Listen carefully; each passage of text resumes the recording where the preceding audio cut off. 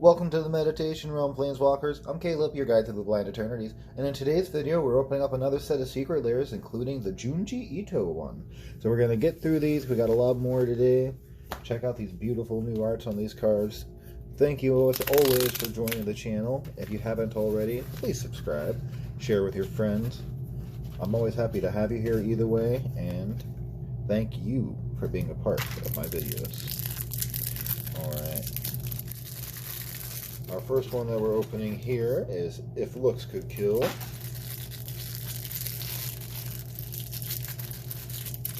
I like that they've improved the packaging on these as far as like the actual envelope that they send in. Much slimmer to get. I do wish that the plastic on these is a little better sometimes. Sometimes that adhesive's real sticky. Alright. We have Azami, Lady of Scrolls. Great Wizard Commander if you've never played her. We have Liliana of the Dark Realms. Great card for your mono black commander decks. Reflector Mage. I remember when this guy made waves in Standard and Modern. Adaptive Automaton. This guy sees some play in Tribal Commander. And then we have a Basalt Sliver. Not Basil. You're not going to be making any basil with this guy, but Basalt Sliver, I believe it's pronounced. One sliver. Let's see if we get a variety of slivers in these. Our next one's our first Yoji Shinkawa. Special guest. I'm a big fan of a lot of the arts on these secret layers, but I do get where people are coming from, that there are quite a lot of secret layers coming out nowadays. And I believe, yeah, all of these ones are in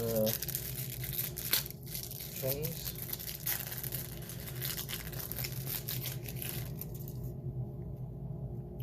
Now I recognize Phyrexian Metamorph and Tezzeret. Skull Clamp,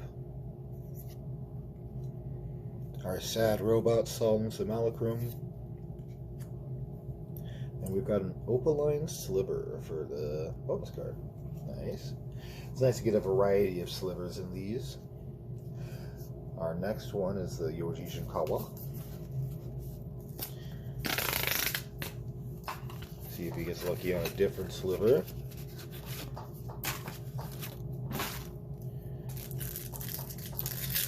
Give me the same 4 cards again, and I recommend, as always, if you really enjoy the arts for these, get them, because if you like art, art is subjective, and what makes you happy makes you happy. I think these are pretty sweet looking art styles, to be honest, especially if you play an artifact deck. Oh, so now we have the English version. Yes, we have Phyrexian Metamorph, Tezzeret the Seeker, Skull Clamp,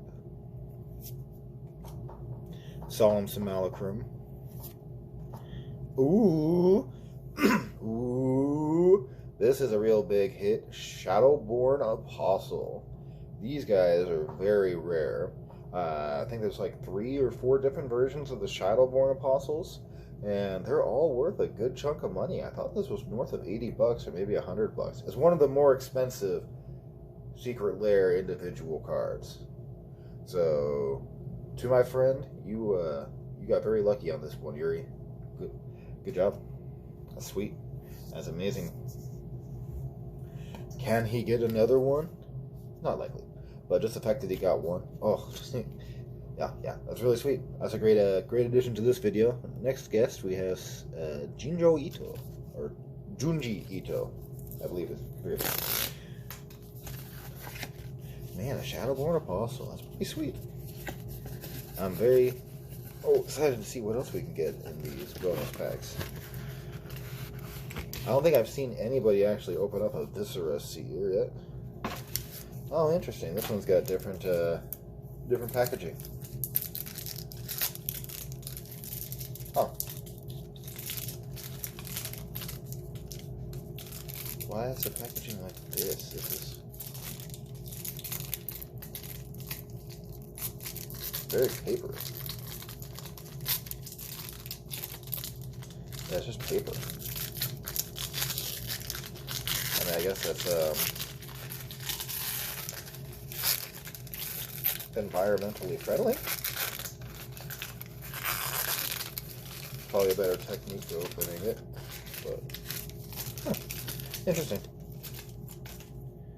All right, so we have our carrion feeder.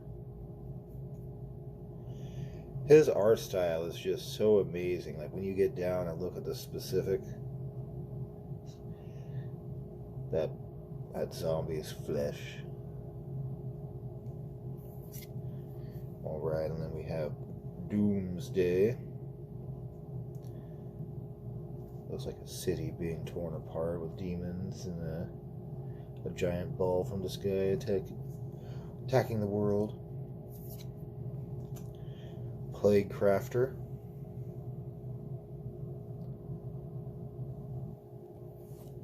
And then we have a Thoughtseize. Again, his art style is just so amazing.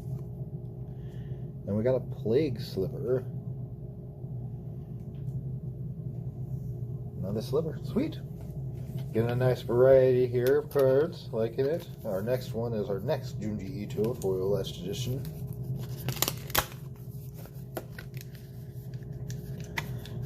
I like the foil etched that they started doing. I don't know if it's good or bad that they're doing them a lot now, but depends on your opinion. I know a lot of people like foil etched because they don't curl as bad, so you don't get that same pringling as you do with some other cards. Like you can see the bonus card there has a pringle-ish, it's curling a little bit in comparison to the other cards. And this is the Japanese version of all those same ones that we just opened. Again, just such beautiful art. And our bonus card is a Leeching Slipper. Nice. He's getting quite a variety in this video.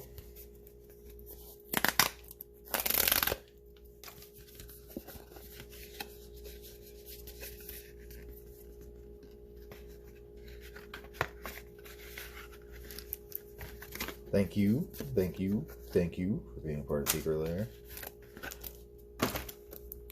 All right. Oh yeah, this is the weirdest pets in the universe. This would have been a great way to announce what I'm opening. I'm just so excited after getting that Shadowborn Apostle. I'm like, all right, what else can we get that's super sweet? All right. That paper packaging was actually pretty interesting. I wouldn't be against us using that if it was more economic. Laboratory Maniac. Stitcher Supplier. Great commander card for those Reanimator decks. Beast Whisperer. A great card for any green creature deck. Vizier of the Menagerie. Another great card for creature decks. I've really enjoyed playing this guy since he first came out. Card advantage, being able to play stuff on the top of your library. And then we have Wood Elves, another good green creature. Good old ramp days. And we have a Hibernation Sliver for our Sliver. Nice, pretty good. Getting pretty lucky with the slivers as well. Nice variety.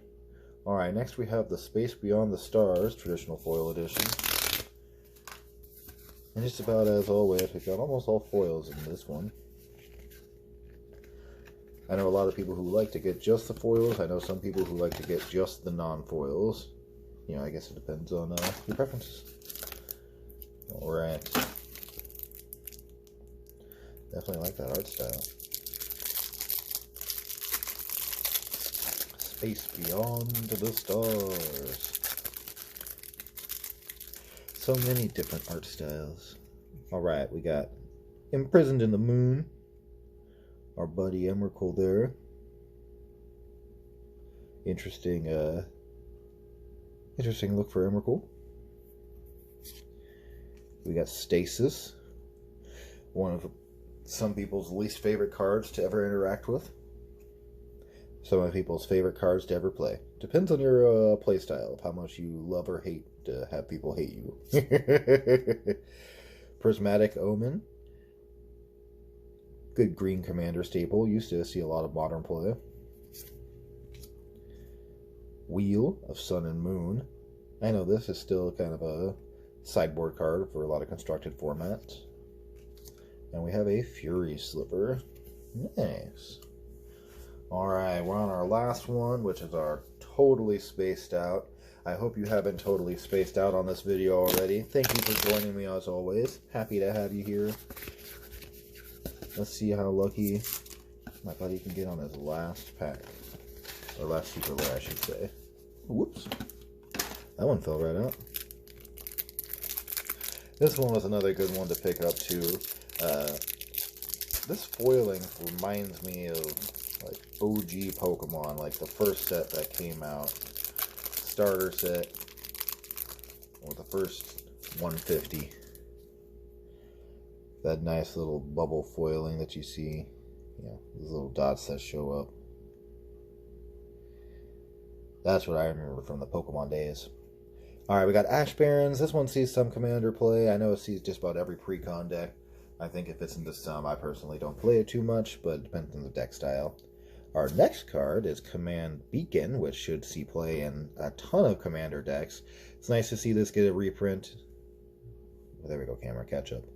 That art style is pretty sweet. And again, the foiling's pretty unique. I'm not sure how often they're going to repeat doing this unless the fan base declares quite the desire for it. But you know, they've done it already with a few other foilings, so maybe we'll just see a whole set of this next again outside of our unset. Fabled Passage. This is another pretty good card for not only constructed sets, but it's another Commander fetch card. Strip Mine. Another great Commander staple. And again, just so pretty. And, ooh, he got another good card. Sorcerer's Spyglass. Well, not good necessarily, because most people will hate you if you play this in Commander.